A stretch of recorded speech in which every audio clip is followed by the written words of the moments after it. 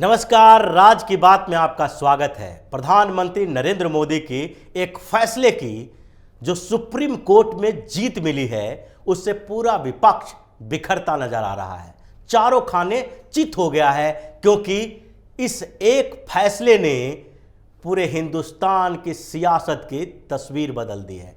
जिस तरीके से राजनीतिक दल जातीय आधार पर सियासत कर रहे थे, उनको भी बड़ा झटका लगा है और साथ ही उन पार्टियों को भी बड़ा झटका लगा है जो सामाजिक न्याय के नाम पर जातीय राजनीति करते रहे हैं। क्योंकि यह फैसला आर्थिक आधार पर रिजर्वेशन को लेकर था। यह फैसला सामाजिक न्याय के मुद्दे पर जातीय आधार और आर्थिक आधार के बीच जो कन्फ्यूजन चल रहा है, उस मुद्दे पर था। और इसलिए सुप्रीम कोर्ट ने दो तरीके से बातें कही है। सुप्रीम कोर्ट ने एक तो कहा कि 50% का कैप, जिसकी बात की जा रही थी कि ओबीसी एससी एसटी के आरक्षण के बाद जो मंडल आयोग के समय में सुप्रीम कोर्ट ने एक वर्डिक्ट दी थी, जिसमें कहा था कि आरक्षण 50% से ज्यादा नहीं होना चाहिए। यह भी सामाजिक न्याय के खिलाफ है। उन लोगों के खिलाफ होगा जो रिजर्वेशन के दायरे में नहीं आते हैं, और उनको भी अवसर मिलना चाहिए। और उसी फैसले को लेकर सुप्रीम कोर्ट में ईडब्ल्यूएस कोटा, जो इकोनॉमिकली वीकर सेक्शन को 10% के नौकरियों में और स्कूल कॉलेज के एडमिशन में दिए गए थे, इसके लिए इन लोगों ने एक मुद्दा बनाया कि 50% के दायरे में ये कैसे आएगा, और अगर ये रिजर्वेशन होता है तो ऐसे में 50% के कैप का सुप्रीम कोर्ट का वो पुराना फैसला कैसे मान्य हो सकता है। क्योंकि इसी के आधार पर कई जगहों पर कई मुद्दों को लिए फैसले आए हैं, चाहे धर्म के आधार पर रिजर्वेशन की बात हो, या मराठा कोटा की बात हो, या पाटीदार आंदोलन में पाटीदारों को रिजर्वेशन देने की बात हो। ये ओबीसी के बाहर जो भी रिजर्वेशन की बात की जा रही थी, कुछ जाति विशेष को जिसने आंदोलन किया था, उसमें सुप्रीम कोर्ट ने यही रुख अपनाया था कि 50% का कैप खत्म नहीं होना चाहिए, उससे ज्यादा रिजर्वेशन नहीं दिया जा सकता। हालांकि कई स्टेट में 80% तक रिजर्वेशन दिए जाते हैं, जिसमें तमिलनाडु भी शामिल है। कई स्टेट में यह दायरा पार कर लिया गया है, लेकिन उसका आधार अलग अलग तरीके से बनाया गया। सुप्रीम कोर्ट ने दोनों ही मामलों में सरकार के फैसले के साथ खड़ा होने का संदेश दे दिया, और सुप्रीम कोर्ट ने फैसला दिया कि न तो ये गैर कानूनी है, यानी संविधान से बाहर की चीज है, और न ही इसमें यह सवाल उठाया जा सकता है कि 50% का दायरा रखा जाना चाहिए। और आर्थिक आधार पर जो रिजर्वेशन की मांग हो रही थी और जो दिए जाने की बात हो रही थी, उसमें भी असंवैधानिक कुछ भी नहीं है। यानी कि 10% का कोटा आर्थिक रूप से पिछड़े वर्ग के लिए मान्य हो गया। सुप्रीम कोर्ट ने भी इसको मान्यता दे दी। अब ये पूरा का पूरा गैंग जो इस बात के लिए परेशान था कि किस तरीके से जो भारतीय जनता पार्टी की केंद्र की सरकार, मोदी सरकार ने यह बड़ा फैसला लिया, जिससे पूरे देश की सियासत में हलचल मच गई।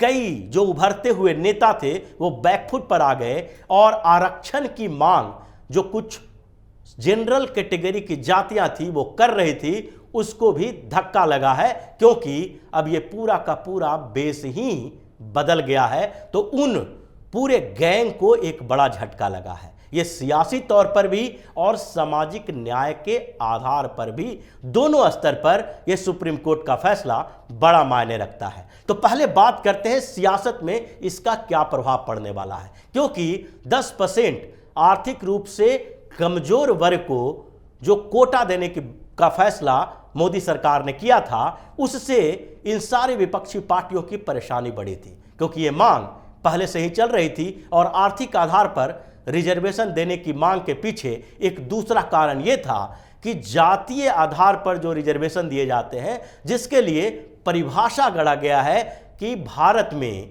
और हिंदू धर्म के अंदर, सनातन धर्म के अंदर जातीय व्यवस्था है, और जातीय व्यवस्था जो है वो आर्थिक पिछड़ेपन का एक कारण माना जा सकता है। क्योंकि जातीय आधार पर जो सर्वे हुआ उसमें भी ये पता चला है कि कुछ जातियां सामान्य जातियों से ज्यादा पिछड़ी है और उसके पीछे का आधार सामाजिक पिछड़ापन है, सामाजिक आधार है। इसलिए जो रिजर्वेशन का कॉन्सेप्ट बनाया गया था उसमें साफ तौर पर यह कहा गया था कि उन लोगों को रिजर्वेशन दिया जाना चाहिए जो लोग या जो वर्ग सामाजिक कारणों से पिछड़ेपन के शिकार हुए हैं, यानी कि जिन वर्गों के पिछड़ेपन के लिए दूसरे वर्ग जिम्मेदार हैं उन्हें अब सामान्यतः जो मेन स्ट्रीम में लाने के लिए, मुख्य धारा में लाने के लिए, ऊपर बढ़ाने के लिए आरक्षण की जरूरत होगी, क्योंकि वो इस प्रतिस्पर्धा में उन वर्गों के साथ कंपटीशन नहीं कर सकते जो वर्ग पहले से ही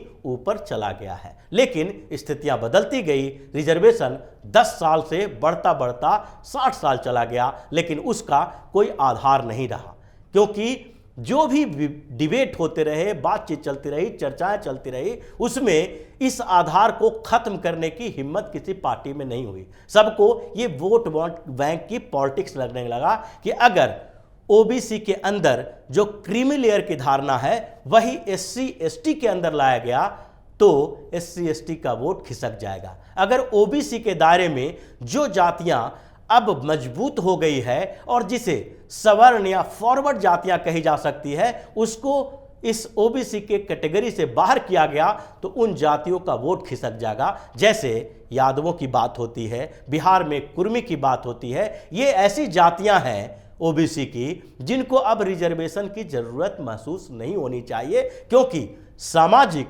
राजनीतिक और आर्थिक तीनों ही मामले में अब ये ऊपर उठ चुके हैं। राजनीति में अगर देखा जाए तो ओबीसी की कई जातियां ऐसी हैं जिनके राजनीतिक कद बहुत ऊंचा है। जिस तरीके की बात बिहार और उत्तर प्रदेश जैसे राज्यों में करें तो यादवों के लिए राजनीति में जो कद मिला हुआ है, जो पावर मिला हुआ है, वो किसी दूसरी जातियों का नहीं है। कुर्मी, कोयरी जाति के लिए भी इसी तरह की बात की जा रही है। और जिस तरीके से गुजरात में पटेल को, जो कुर्मी समुदाय ही माना जाता है, उनको सामान्य वर्ग में रखा गया और उन्हें रिजर्वेशन नहीं दिया गया, लेकिन बिहार में, उत्तर प्रदेश में उन्हें रिजर्वेशन दिया गया, उसका आधार भी यही था कि सामाजिक स्तर पर ये ऊंचे हैं, आर्थिक स्तर पर इनकी स्थिति बेहतर है और राजनीति में भी इनकी पकड़ और जातियों से मजबूत है। लेकिन यह सवाल हमेशा उठता रहा कि क्या ओबीसी के अंदर फेरबदल नहीं होनी चाहिए? क्या ओबीसी के अंदर कुछ जातियों को बाहर करके कुछ जातियों को ओबीसी कैटेगरी में नहीं लाई जानी चाहिए? यह सिर्फ चर्चा होती रही और आर्थिक आधार पर रिजर्वेशन की मांग होती रही कि अब अर्थव्यवस्था को, आर्थिक स्थिति को आरक्षण का आधार बनाया जाए। और फिर इन चीजों में बदलाव तो नहीं किया गया, लेकिन प्रधानमंत्री नरेंद्र मोदी ने एक बड़ा फैसला लिया और वो था आर्थिक आधार पर 10% के रिजर्वेशन का। यानी जो आर्थिक आधार पर कमजोर है, जो इस पूरे प्रतिस्पर्धा में भागीदार नहीं हो सकता, वो कंपीट नहीं कर सकता, उनके बच्चों को भी रिजर्वेशन दिया जाना चाहिए। और इसलिए 10% का कोटा लागू किया गया कि जो लोग कमजोर हैं आर्थिक रूप से, उनके बच्चे को हायर एजुकेशन में, कॉलेज में, टेक्निकल यूनिवर्सिटी में, इन सारे जगहों पर जो एडमिशन होता है उसमें 10% इनके लिए रिजर्वेशन किया जाएगा। और दूसरे स्तर पर जो सरकारी नौकरियों में भी ओबीसी को और एससी एसटी को रिजर्वेशन मिलता है, उसी तरीके से आर्थिक आधार पर जो कमजोर है उसको भी एक रिजर्वेशन दिया जाएगा। वो 10% के कोटे के दायरे में रहेंगे, जिस तरीके से 27% जो 27% का है वो ओबीसी के लिए है। तो ये स्थितियां जब बनी तो ये चुनावों पर इसका बड़ा असर पड़ा और इसीलिए कांग्रेस, राजद, सपा, बसपा जैसे सारी पार्टियों को ये लगने लगा कि ये जो कैप बना है, ये 10% कोटे वाले जो लोग हैं वो तो पूरी तरीके से मोदी सरकार के साथ होंगे, भारतीय जनता पार्टी के साथ होंगे। इसलिए इनके इस दायरे से बाहर निकालने के लिए कुछ एक्टिविस्टों को बाहर करना चाहिए, सामने लाना चाहिए, क्योंकि ये सारी पार्टियां ये नहीं चाहती कि उनका नाम खराब हो, उनका नाम सामने में आए और वो 10% जो लोग हैं जो रिजर्वेशन के दायरे में आ रहे हैं वो इन लोगों को, इन पार्टियों से नफरत करने लगे। और इसलिए इन लोगों ने एक चाल चली और कुछ एक्टिविस्ट को बाहर निकाला, आगे बढ़ाया और सुप्रीम कोर्ट में इसके चैलेंज किया गया कि मोदी सरकार का यह फैसला गैर संवैधानिक है, संविधान के विरुद्ध है, क्योंकि इसमें दोनों स्थितियां पैदा हो गई हैं। ऐसे एक स्थिति जो आर्थिक आधार पर रिजर्वेशन की थी वो तो संविधान संशोधन से लागू हो गया, लेकिन उस संविधान संशोधन को भी चैलेंज किया गया था इस आधार पर कि सुप्रीम कोर्ट ने पहले फैसला दिया है कि 50% से ज़्यादा रिजर्वेशन नहीं हो सकता। और इसलिए इन लोगों की सियासत जो अभी तक जातीय आधार पर चल रही थी उस पर एक तरीके से ग्रहण लग गया, क्योंकि ये 10% लोग सारी जातियों के हो सकते हैं। इसमें बताया जाता है कि सवर्ण के ही हैं, लेकिन सवर्ण का मतलब वो जो रिजर्वेशन के दायरे में नहीं आता है,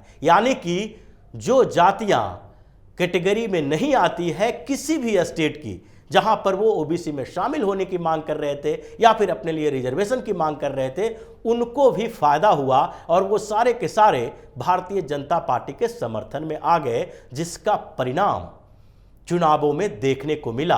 और इसलिए इन पार्टियों ने ऐसा फैसला किया कि अब इसको आधार को ही खत्म किया जाए, जिसे सुप्रीम कोर्ट ने ब्रेक लगा दिया। लेकिन दूसरे स्तर पर इस फैसले ने एक और आधार बना दिया है कि क्या ओबीसी में, एससी एसटी की जातियों में जो भी रिजर्वेशन की भावना है, रिजर्वेशन दिया जाता है, वो सिर्फ और सिर्फ जातीय आधार पर बरकरार रखेगा, या फिर आगे सुप्रीम कोर्ट के इस फैसले को एक संकेत माना जाए कि आर्थिक आधार पर ही रिजर्वेशन दिया जाना चाहिए।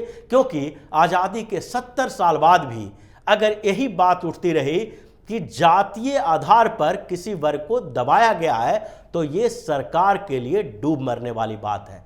क्योंकि अब सरकार एक लोकतांत्रिक है, सरकार वेलफेयर स्टेट के तौर पर है, सबके कल्याण के लिए काम करती है। और ऐसे में अगर 70 साल में 3-4 पीढ़ियों के बाद भी कोई बच्चा ये कहता है कि हमें अपनी जातीय आधार पर स्कूल जाने से रोका गया, कॉलेज जाने से रोका गया, या फिर उन्हें कोई बेहतर मौका नहीं मिला, तो ये लोकतांत्रिक सरकार के ऊपर सवाल खड़ा करता है। क्योंकि ये कोई धार्मिक सरकार नहीं है, ये कोई ऐसे राजशाही वाली सरकार नहीं है जिस समय कानून, संविधान धर्म के आधार पर चलता था। और जो इस बात का जिक्र अभी भी करते हैं कि मनुवादी समाज है और मनु के जो मनुस्मृति है उसके आदेशों के अनुसार, उसके निर्देशों के अनुसार, उसी के अनुसार दलितों के ऊपर अत्याचार किया जाता है। उनके बच्चों को स्कूल नहीं जाने दिया जाता था, पढ़ने नहीं दिया जाता था, पढ़ाई से उनको दूर रखा गया। वो सारी धारणाएं अब खत्म होनी चाहिए, क्योंकि 70 साल गुजर गए, 3-3, 4-4 पीढ़ियां गुजर गई। क्या सरकार अब तक इस बात को निर्धारित नहीं कर पाई है कि अब जातीय आधार पर किसी भी वर्ग को, किसी भी व्यक्ति को आगे बढ़ने से रोकने वाले समाज नहीं है, आगे बढ़ने से रोकने वाले को सजा दी जा रही है। तो ऐसे में अब एक नया आधार पैदा होगा कि यह रिजर्वेशन केवल आर्थिक आधार पर ही दिया जाना चाहिए। जो लोग पिछड़े हुए हैं आर्थिक तौर पर, उन्हें आगे बढ़ने का मौका दिया जाना चाहिए। और अब ये जातीय आधार पर ग्रहण लगने की शुरुआत है, क्योंकि बहुत दिन हो गया पॉलिटिक्स किए हुए, सियासत किए हुए। अब सियासी तरीके बदलेंगे और रिजर्वेशन का भी तरीका बदलना चाहिए। तो इसी तरह की खबरों के साथ फिर से हाजिर होंगे। तब तक के लिए बन रहिए हमारे साथ और देते रहिए हमें सहयोग, ताकि इसी तरह की खबर हम आपके लिए लाते रहें। धन्यवाद।